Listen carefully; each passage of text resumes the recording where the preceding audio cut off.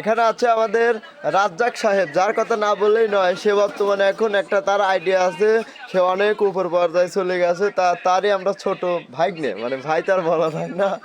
So তার তার দিয়ে একটা এফেক্ট মানে একটা ভিডিও বানালাম।